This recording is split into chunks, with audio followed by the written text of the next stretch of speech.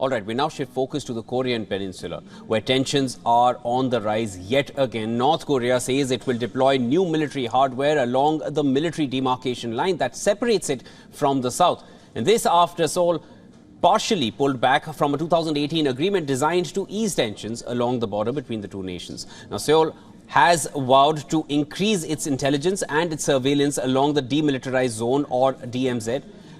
The announcement was made in response to North Korea launching its first ever spy satellite on Tuesday.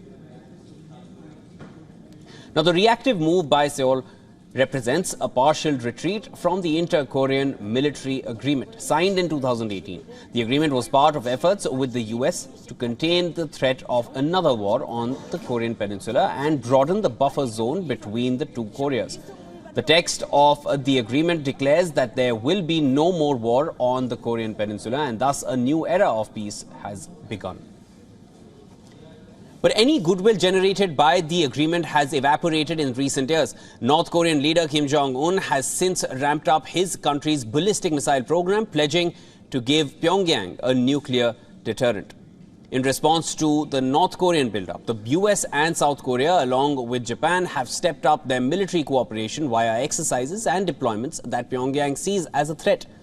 Now, the North Korean Defense Ministry says that its army will never be bound by the 2018 agreement, as it vowed to deploy more powerful forces and new type military hardware in the area along the demarcation line. It claimed that the agreement has long been reduced to a mere scrap of paper owing to the intentional and provocative moves of South Korea. The change of stance came with a dire warning for the South. North Korea says Seoul must pay dearly for its irresponsible and grave political and military provocations that have pushed the present situation to an uncontrollable phase. Pyongyang added that South Korea will be held wholly accountable for clashes that may break out between the two Koreas.